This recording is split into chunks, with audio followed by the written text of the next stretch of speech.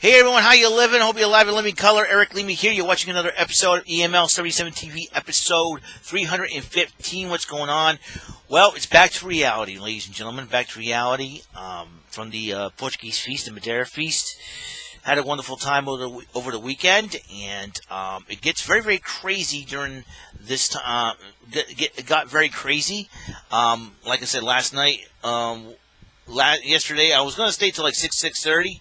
But then the rain started coming in. It was very crazy. But I found out it was only a passing shower. But I didn't go back because I had to work this morning. I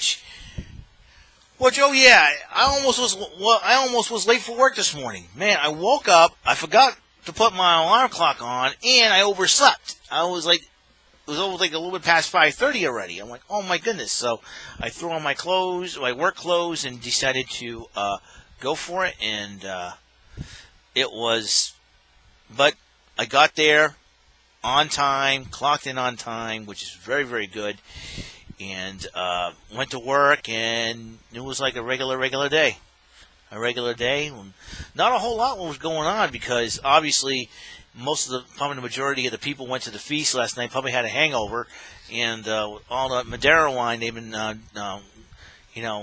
knocking down, and the beer and all the craziness. And you know what the thing is, that the biggest concern with the Portuguese feast coming in here was the security. Was because of the shootings that happened in Gilroy, California, El Paso, Texas, and Dayton, Ohio. There was a big, humongous concern about our feast and whether or not it will affect the feast or anything like that. But security was put into place, and there was a whole lot of people. So they could, and plus, backpacks and bags were prohibited to come in, and prohibited from coming in. So, and they get checked every single time. So that came into play there. So security has done a wonderful job protecting the feast, and I do my condolences and prayers go out to those victims in Gilroy, California, Dayton, Ohio, and El Paso, Texas. And a lot of people just, too many shootings have been going on, and who is to blame? Who is to blame? Do we blame the politicians? Do we blame the video games? Who do we blame? And it comes right down to it. Mostly it's ourselves, because we're trying to help. We need to help people out. And we need to start helping people. If they have issues in their life, they need. We need to be there for those who are troubled. And the thing is that there has been a lot of troubled people in this world, and and now with the age of the internet, it gets a lot worse, because and I've witnessed this. People, people troll on my videos, and and here's the thing: this has been happening, during my 10 years here on the internet. A lot of people, there's a lot of people that don't know me from a whole while, make fun of me and all that. And sometimes, when people get bullied, the people who have been bullied resort to violent things, like shooting up a school or shooting up a place. And, listen, it's not right. It's not right. You shooting, the bullying is not right. The shooting is not right. Violence never solves anything and makes things worse.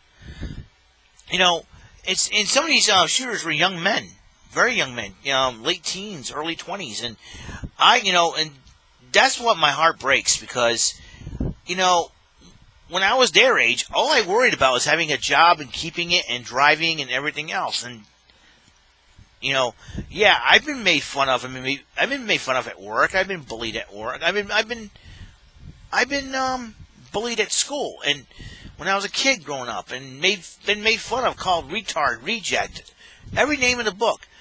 And here's the thing, the words do hurt, and it could pierce your heart, and then it could ingrain in your brain to the point where, if you suppress how you feel, you really suppress how you feel, you're going to explode and do something that you're going to regret doing. And these young men basically threw away their futures by doing what they did. They basically threw away their futures, and that's what. So that's what That's why, that's what angers me, that these shooters are so young. And why did they do it? If they, is like I said, if they believe so strongly in if they go by their beliefs and everything else, I don't know. I just don't know what to say at this point. It's really sad. Is that listen, being bullied and trolled on, trolled on is one thing, but resorting to violence, that's there's other ways to deal with being bullied and being trolled and all that. And I have dealt with being trolled on here many times, on the internet. And basically, I usually get upset and get defensive and start calling people names, getting angry. But nowadays, it's like I don't have time to deal with this, And we're supposed to love our enemies, and that's the cool part. That's the tough. The cool part about that is that I don't consider these trolls my enemies, but it's like.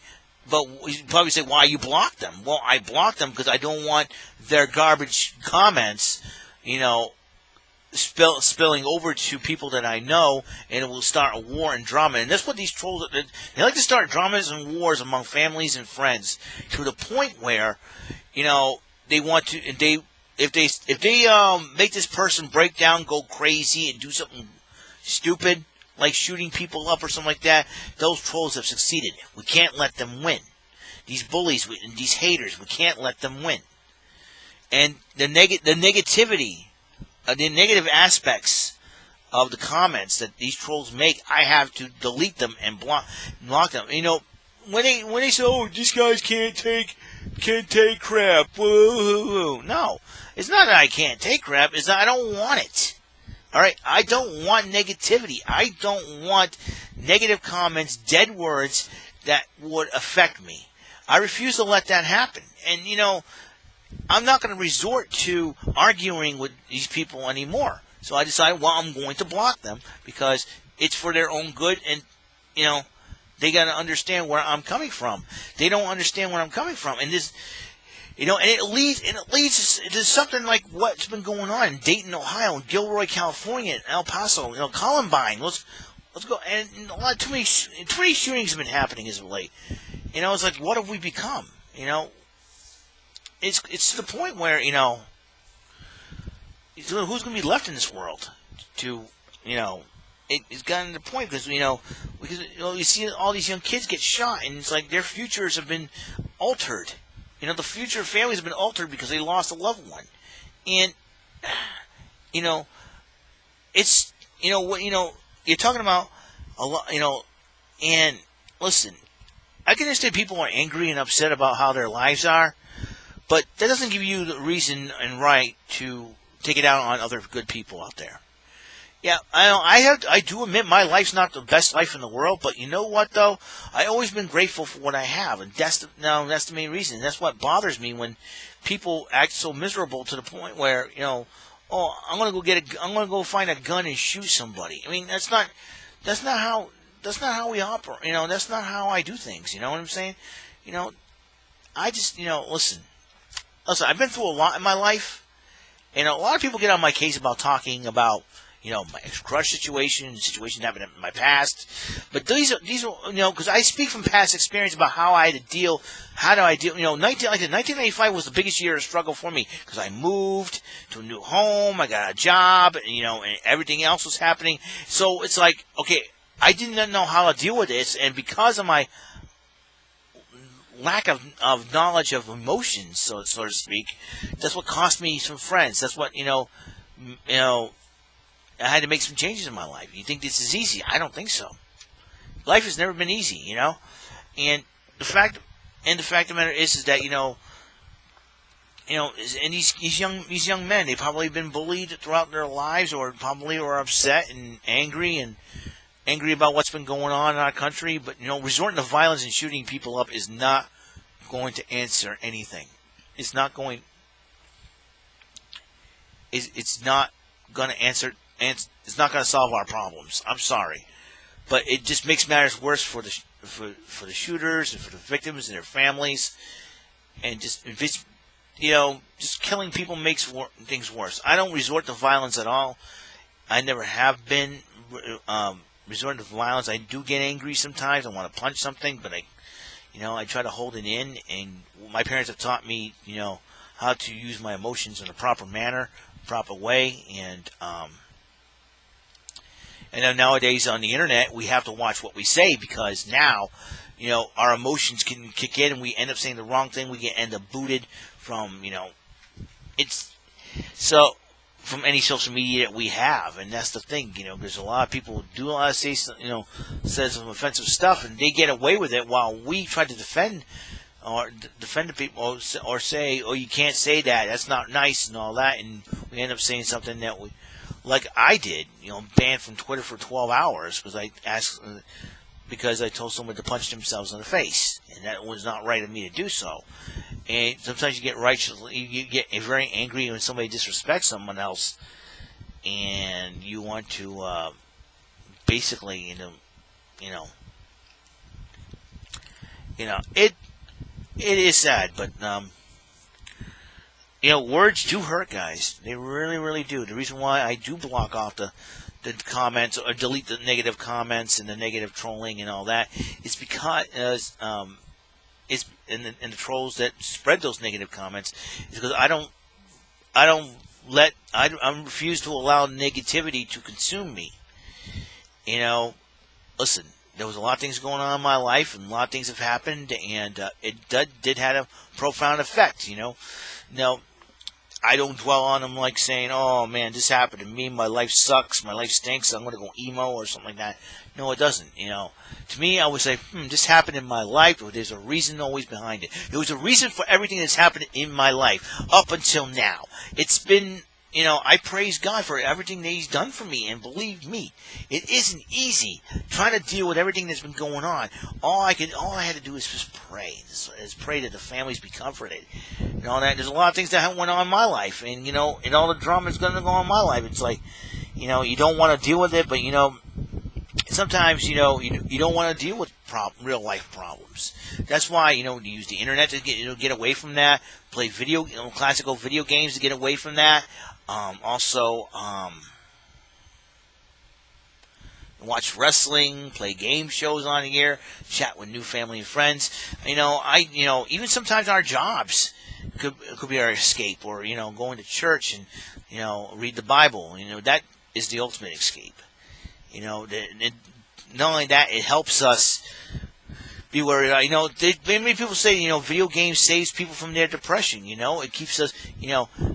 Listen, I don't do Call of Duty or Fortnite or any of these shooting games. The only thing close to a shooting game is give me a Nintendo Zapper and hunt some ducks down. But at the same time, I don't do any shooting games or RPG games or anything like that. I just play games that give me the most points. I put my initials on. Fighting games like Marvel versus Capcom 2. Or like I said, get these thumbs. I do that. Just I try to play some entertaining old school arcade games. Just for you guys out there to say, hey, I used to play this back in the day and all that. Just to have fun with it, Like Super Mario Maker, it helps me be creative with levels and all that.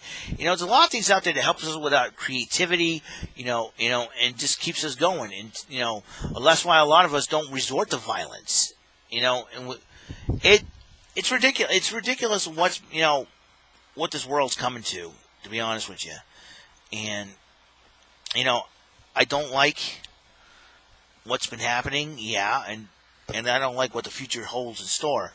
But all I gotta do is just pray and pray and pray that we be kept safe and all that. And that's like I said, the good news about the feast last night is everything went off without a major incident happening, which is really huge, which is really big for because the Portuguese community wouldn't put up with it. Because we get angry about something, boom, yep, we are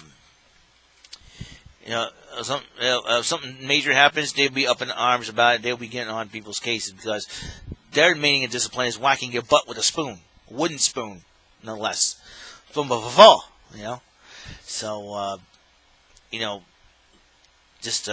I'm just thankful that I'm alive. I'm just thankful that, I'm still here, despite the city that we live in is, a lot of crime. It's crime ridden. Crime infested. That's the word I want to look for. Crime infested, and I've survived the Madeira feast for 3 days.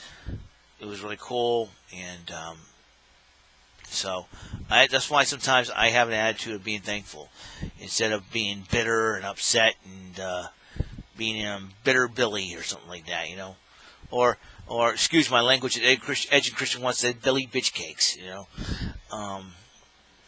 but I am very thankful, but at the same time I'm praying for those victims and the families. Pray for the families to comfort the loved ones, to comfort, my heart breaks for those victims and that have been shot out in those 3 cities, Gilroy, California, Dayton, Ohio, and El Paso, Texas. And these young men that did the crime just basically threw away their future. Like when the Boston Marathon, some of these most of the crimes that happen are very young men that basically thrown away their future just because of what they felt in their hearts. Sometimes, it saddens me when that happens. It saddens me. It does. And I just don't know what to think anymore. I'm just very thankful that I'm here. Be grateful for all that you have. Yeah, it was back to reality. I'm telling you, it's really, that's what reality is, man, I'm afraid. And, like I said, sometimes, places like the Feast or the WEML-TV Festival are my escape from the real life doldrums of work and home. And, but I love my family. God bless their hearts. I love my family. But sometimes you want to go, you know what? I need some time alone for me, some me time. I need to relax. I need to chill. I just need some time off. So a mental time off from everything and everyone, just to relax my mind a little bit. And then when I get back in the swing of things, like, okay, I'm ready to go. Let's do this thing, and you're up for another day. And it's like I said, it has been a crazy week to say the least. And like I said, most of the concerns were about the feast and everything else. With all the shootings have happened, heightened security, and everything went well without a hitch. And all we can do is just pray for the families of those victims in Gilroy, Dayton, Ohio, and El Paso, Texas. And Gilroy, California, excuse me. So praying that the families be comforted. That's what we need to do. Is just pray. We have something's got to give. Something's got to stop this violence. Seriously, we just pray that hedge protection over our country. So that's all the time we have on this show. We're going to try to do something funny on the next episode of 316. So, as you know, upcoming this weekend, I'm going to make some predictions for SummerSlam and NXT TakeOver Toronto. This will be the last Monday Night Raw and the last SmackDown Live tomorrow night before SummerSlam, the last NXT before TakeOver. And this will be Up, Up, Down, Down #1 Contenders Tournament this Friday on the Up, Up, Down, Down channel on YouTube. Check that out if you're a gaming and wrestling fan. Looking forward to that. And check out, I don't know when Brendan Martin's going to do his Joker's Wild Tournament of Champions Finals, me versus Alex Hool, to decide who is the best Joker's Wild player of all time. Not of all time, but of the season. And we'll go from there. So I think I'm friends with Alex Hool on Facebook, but never played against him in a game. So this will be my first foray of going up against him. So it'll be very interesting to see how this develops. Okay, I'm trying to get back to fun here. So on the next episode, I'm going to do the top 5 videos that made me laugh so hard that I was near tears laughing. And I would post videos up, but just in case copyrights and all that, I won't. But I will do that on the next episode. All right, the top 5 videos that made me laugh. That's what will be the next episode. So this is back to reality of the summer of 2019 from the Feast. That's 3,000 I don't think that 300 episode 315. So it's ended right here. So God's love, life, and light. Blessings to all of you. Catch you on the flip side. You're gonna pay attention. You might learn something. See you on episode 316 where I watched it, where I give to you the top 5 videos that made me laugh so hard I was near tears. That's my next episode. All right. I'll see you guys later. Have a good day.